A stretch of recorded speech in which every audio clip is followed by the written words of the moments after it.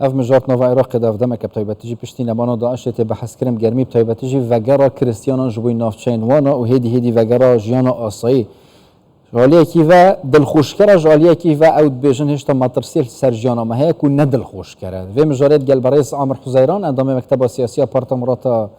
بيت النهرين ام بحثكين برئيس عامر هنقلها بخير هاتن جمارات دل خوش كربين يعني بهف بريد قال صاين داربازوي كو 14000 وك بيجاه اوبن دورس يو كي ايماجا بيت كا 14000 2023 فغراينه اماره كوصا ربشت راسكريل دفوهيه او اوين فغراين چه جهك هل بجورتين نافچين خوكم ماترسي اشتال سرن يونجي الهريمه كردستان اوجين والله ديارة عراق وكو دولتي عراق لبر الوزي بارودوخي سياسي وامني بوتا در هاوشتي اوي كسلبي بيت ياخد نيجاتيف بيت او غلانيك العراق دادجين لدرزبوني دولتي عراق وتا استا او هاوچێشان او در هاوێشتە سلبیانە هەنا بۆ سەر ئەو نەتەوانەی ئەگەر بتوانم بڵێم کە غەیرە عەرەب بووینە ینی زوڵم کرا بووینە دەربەدەر بووینە ئاوارە بووینە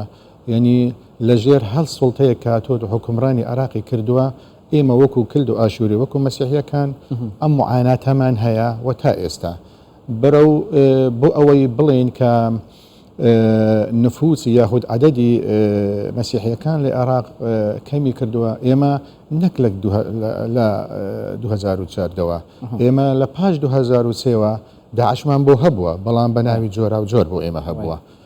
وبو تأكيد قسكاني إما كمليون ونيوك بعدد نفوسي خلكاني إما كلا بغداد وخواروي بغداد ووسطو يعني موصل وكركوك أو شوينانا كجيشت أستيك كأما درهوشتي أو هاوچێشانەی سلبی بووینە بەسەر ئێمە يعني ئەو پێکەوەژیانە کە لەوێ باز دەکرێ خۆی وجودی ئێمە لەوێ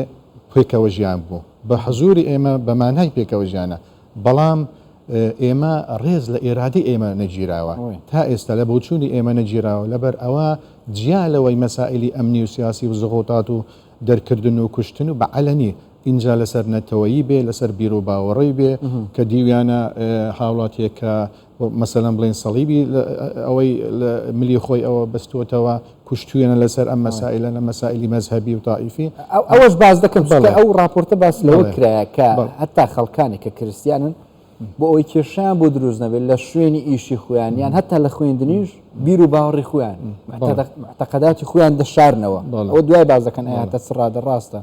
کریستیان ئەمەش دەکەن بۆ ئەوەی ژیانیان سەلامەت بەڵام ئەو ژمارەیە پشت ڕاست دەکەنەوە کە 2023 گەڕانەوە تا عێراق بە تایبەتی کوردستان کە 14000 کەسن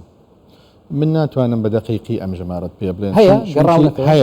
هەیە گەڕانەوە هەیە کۆچکردن هەیە بە بەردەوامیە ئەو مەسائلانە بۆیە ناتوانانی ئەم عادەیە بە تێکرا بڵێن بە نسبی ئەم 14000 10000 من ناتوانم چونکی بە بەردەوامی ڕۆژانە کۆچکردن هەیە مەکینە ڕۆژانەش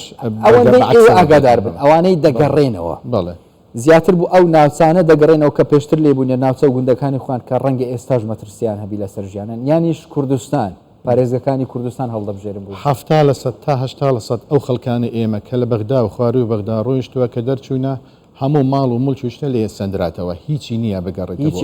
هیچیان نەماوە ئەگەر بشگەڕێن زۆر بە ترس دەگەڕێن بەبێ خۆ نامنیشانی خۆیان دەگەڕێن بەواسەی هەندێک خەڵکانێک دەگەڕێن بۆ ئەوەی بزانێت چمان ماوە لەوێ چێ لە شوێنەکانیانە ئێستا ئەوانەی داگیریان کردووە خەڵکانی تر هاتوونەتە ناوێ و هەمووی سەر بە میلیشەکان و سەر بە ئەحزابەکانی ئەوانەی کە لە عێراق حکومرانی عێراق دەکەن بە عەلەنیش یعنی لەوێ دانیش هەیە مەسەلەن ئەوەی کە دەگەڕێتەوە بۆیە حتمما دەگەڕێتەوە بە ئەو شوێنێک کە ئەمن و ئیستیقراری لێیە ترسی لەسەر ژیانی نەبێ دەگەڕێتەوە بۆ ئەو ناوچانە هەرێمی کوردستان تا ئێستا یەکێک بۆ لەو شوێنانەی کە ئیتمەنانە ترسی لەسەر ژیانیان نییە بۆ ئێستا و داهاتوو ینی زۆر باشترە لە شوێنەکانی تر حتمما بۆیە دەگەڕێنەوە هەرێمی کوردستانی عێراق ناگەڕێن بۆ شوێنەکانی تر کە بە زۆری دەرکرابن دێنە ئەو شوێنانەی کە بحەوێنەوە ینی خۆی ینی وەکو بڵێ ژیانیان مسۆگەر بێ لەم شوێنە دەگەڕێنەوە بۆ تر باسکراوە لەو راپۆرتەی ئەو پێگە بەریتانیە کە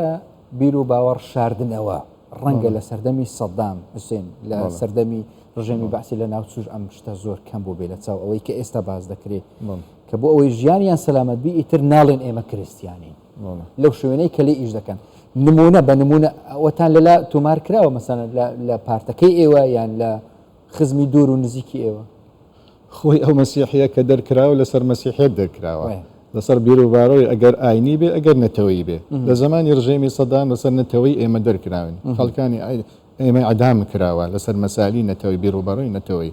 ئێستا لە پاش 2023 لەسەر بیرروبەری ئاینی و نەتەوەی مەزهبی خەڵکانی ئێمە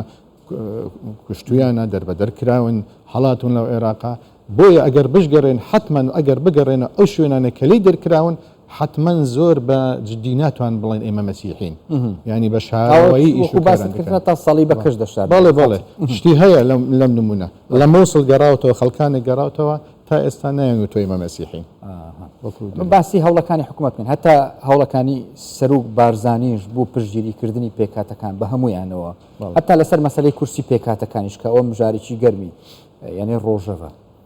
بەراورد لەگەڵ عێراق هەتا چ ڕادە یعنی دڵنەوەیەک دەداتە کریسیانان کە بگەڕێنەوە مافەکانیان ئیتر پارێزراون بەشداریکردنیان لە هەڵبژاردن کورسیەکانیان پارێزراون لە پەرلەمانی کوردستان خۆی جیاوازی ئەوەیە سەرکرداتی سیاسی عێراق کە ئەمانی حکم دەکەن لەگەر سەرکرداتی سیاسی کوردستان ئەمە جیاوازە سەرکرداتی سیاسی کوردستان باوەش بۆ مەسیحیەکان دەکاتەوە ینی ئیتمێنانی ژیانیان بۆ دەداتن بە عکسی ئەوانەوە کە لە ملیۆن و بۆ ملیۆن و نیو خەڵک بوو گەیشت ئەو حادێ ئەمە دەلیلە ئەمە شکرای بۆ مەسەلە ئەوەکەی جەنابی کاک مەسعود کە ئەم مەسلەی کردەوە حتمما جەنابی کاک مەسعود ئەمە یەکەم جاریشی نییە بۆ ئەو مەسایلە دەکرد بۆ پشتگیری پێکاتەکان و دیفاعکردن لە مافەکانن ئەمە شتێکی زۆر دڵخۆشکەرە ئەمە دەبێتە وەکو بڵێ شتێکی معنەوی بۆ خەڵکانی ئێمە کە زیاتر پەیوەست بن عرض و ملکی خۆیان و بەگوندەکانی خۆیان و بەژیانی خۆیان و بۆ ئێستا و بۆ داهاتوش بۆیە لێرە داوا دەکەین ینی سەرکرداتی سیاسی کوردستان خۆی بە هەموویەوە زوڵمێکی باشی دیوە لەگەڵ ئەو حکومانە کە لە عێراقی بەسەر ئەوان سسپاندویانە بەسەر خەڵکی کوردستان بۆیە دەبێت زیاتر کراوەترش بن بۆ لای ئێمە هەرچەندە کراوان بەڵام زیاتر کراو بن بۆ ئەوەی ئێمە زیاتر بتوانین معنەویان بۆ ئێمە باشە بۆ ئەوی پەیوەست بین بە زۆر شتێکی باشتر و گونجاوتر و وەکو بڵێ ببێتە مەسائلی خاڵی مەبدەء بۆ ئێمە کە ماڵە هەمیانە لە نێوەلۆنیەکی نێوە پێکۆتەیەکیە بەڕێز ئامەر حوزەیران ئەندامی مەکتەبە سیاسی پەرتەمڕەتە بەیتون نەهڕین گەلێک سوپاس کوین گەلمانەوە سپاس هەر بژی